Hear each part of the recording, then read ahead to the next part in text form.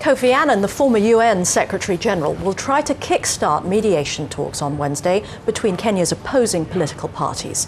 Violence following December's disputed presidential election has left nearly 700 people dead and hundreds of thousands homeless. But Annan is facing a tough challenge. A similar mission by the African Union President John Kafur recently failed to heal the divisions. Belcher reports.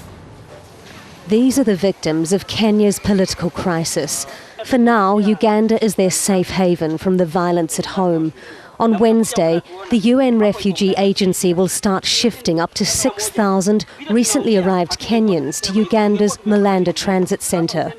Kenyan officials are also here to try to convince these anxious refugees to return home. But home is not safe. Kenya's political crisis has got so bad that Kofi Annan, the former UN Secretary-General, has been called in to help resolve it.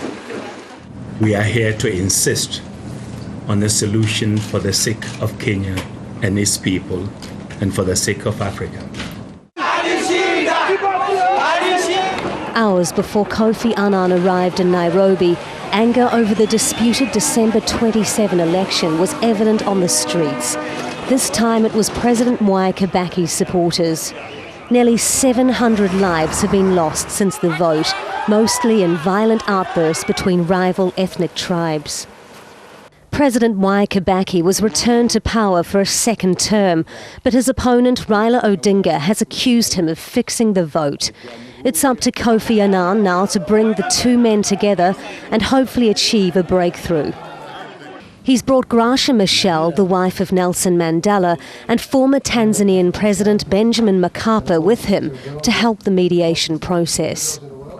Our message to the parties is this: there can be no solution without dialogue, no lasting peace and stability without cooperation, and determined and sustained respect for the rule of law and human rights.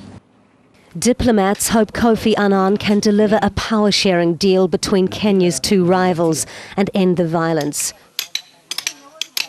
If he succeeds, the 6,500 Kenyan refugees in neighbouring Uganda will be hoping to return home to a more stable Kenya. Belcher, Al Jazeera.